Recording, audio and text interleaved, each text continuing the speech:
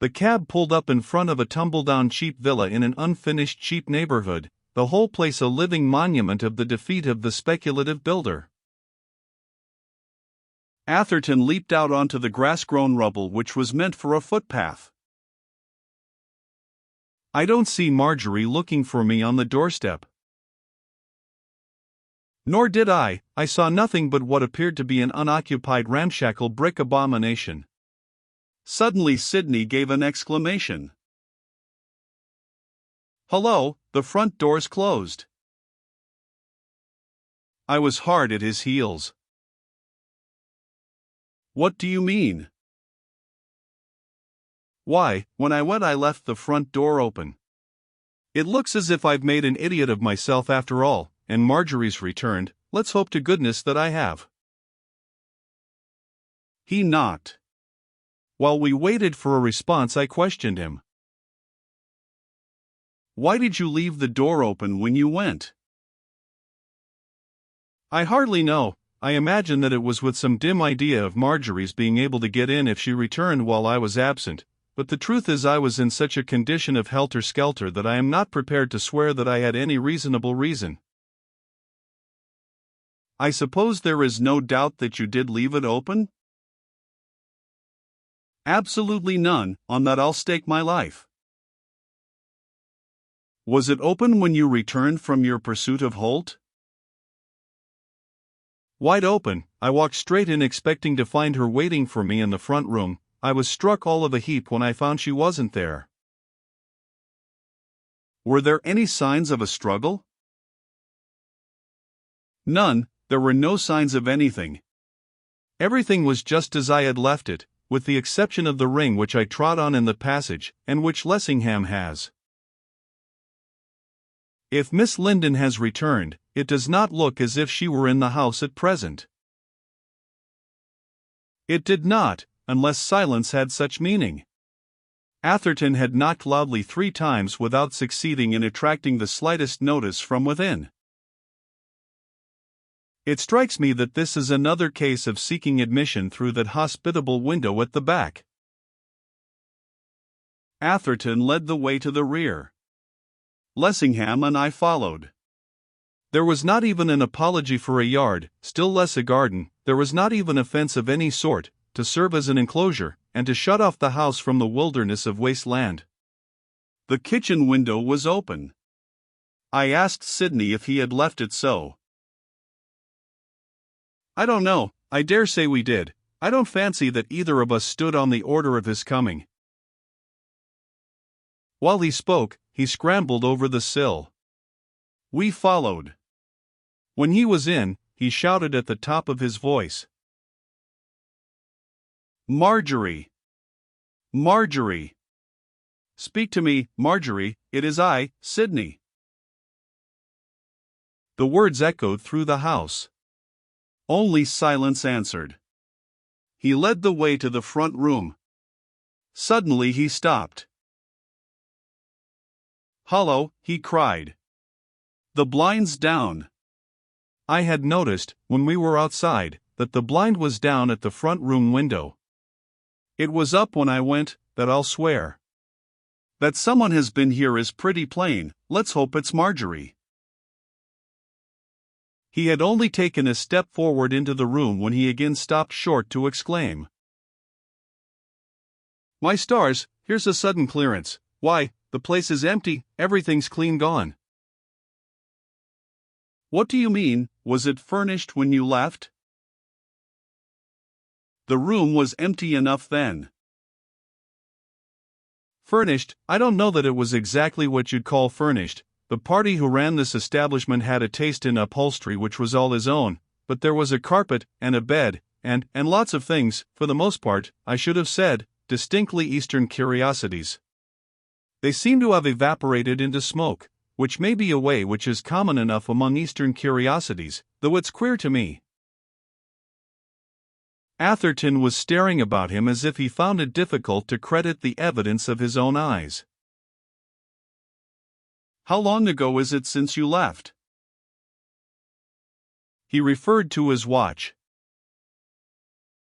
"Something over an hour, possibly an hour and a half. I couldn't swear to the exact moment, but it certainly isn't more. Did you notice any signs of packing up? Not a sign. Going to the window, he drew up the blind, speaking as he did so. The queer thing about this business is that when we first got in, this blind wouldn't draw up a little bit, so, since it wouldn't go up, I pulled it down, roller and all. Now it draws up as easily and smoothly as if it had always been the best blind that ever lived. Standing at Sidney's back, I saw that the cabman on his box was signaling to us with his outstretched hand. Sidney perceived him too. He threw up the sash. "What's the matter with you?" "Excuse me, sir, but who's the old gent?" "What old gent?" "Why, the old gent peeping through the window of the room upstairs." The words were hardly out of the driver's mouth when Sidney was through the door and flying up the staircase. I followed rather more soberly. His methods were a little too flighty for me.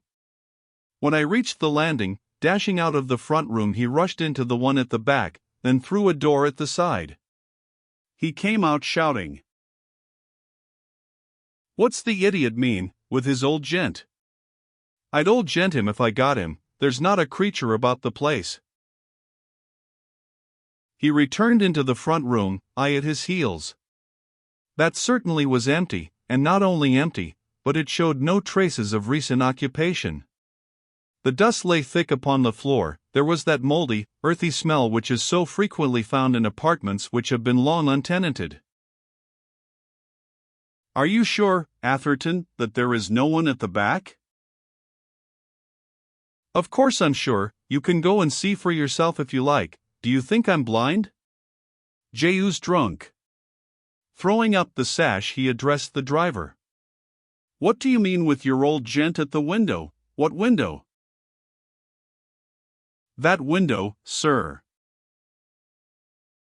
"Go to, you're dreaming, man, there's no one here." "Begging your pardon, sir, but there was someone there not a minute ago." Imagination, cabman, the slant of the light on the glass, or your eyesight's defective. "Excuse me, sir, but it's not my imagination, and my eyesight's as good as any man's in England, and as for the slant of the light on the glass, there ain't much glass for the light to slant on. I saw him peeping through that bottom broken pane on your left hand as plainly as I see you. He must be somewhere about, he can't have got away, he's at the back. Ain't there a cupboard nor nothing where he could hide?" The cabman's manner was so extremely earnest that I went myself to see. There was a cupboard on the landing, but the door of that stood wide open, and that obviously was bare. The room behind was small, and, despite the splintered glass in the window frame, stuffy.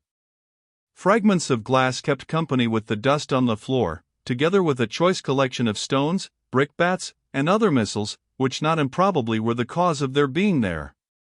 In the corner stood a cupboard, but a momentary examination showed that that was as bare as the other. The door at the side, which Sidney had left wide open, opened onto a closet, and that was empty. I glanced up. There was no trap door which led to the roof. No practicable nook or cranny, in which a living being could lie concealed, was anywhere at hand. I returned to Sidney's shoulder to tell the cabman so.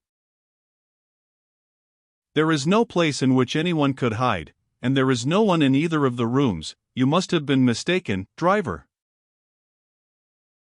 The man waxed wroth. "Don't tell me. How could I come to think I saw something when I didn't?" "One's eyes are apt to play us tricks. How could you see what wasn't there?" "That's what I want to know." "As I drove up, before you told me to stop, I saw him looking through the window, the one at which you are. He'd got his nose glued to the broken pane, and was staring as hard as he could stare. When I pulled up, off he started. I saw him get up off his knees, and go to the back of the room. When the gentleman took to knocking, back he came, to the same old spot, and flopped down on his knees. I didn't know what caper you was up to. You might be bum bailiffs for all I knew, and I supposed that he wasn't so anxious to let you in as you might be to get inside, and that was why he didn't take no notice of your knocking, while all the while he kept an eye on what was going on. When you goes round to the back, up he gets again, and I reckoned that he was going to meet yer, and perhaps give yer a bit of his mind, and that presently I should hear a shindy, or that something would happen. But when you pulls up the blind downstairs, to my surprise back he come once more. He shoves his old nose right through the smash in the pane, and wags his old head at me like a chattering magpie. That didn't seem to me quite the civil thing to do. I hadn't done no harm to him, so I gives you the office, and lets you know that he was there. But for you to say that he wasn't there, and never had been, blimey, that cops the biscuit.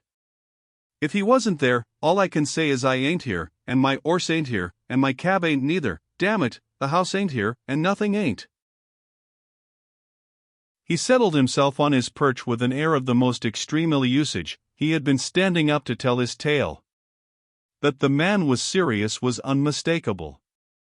As he himself suggested, what inducement could he have had to tell a lie like that? That he believed himself to have seen what he declared he saw was plain. But, on the other hand, what could have become in the space of 50 seconds, of his old gent? Atherton put a question. What did he look like, this old gent of yours? Well, that I shouldn't hardly like to say. It wasn't much of his face I could see, only his face and his eyes, and they wasn't pretty. He kept a thing over his head all the time, as if he didn't want too much to be seen. What sort of a thing?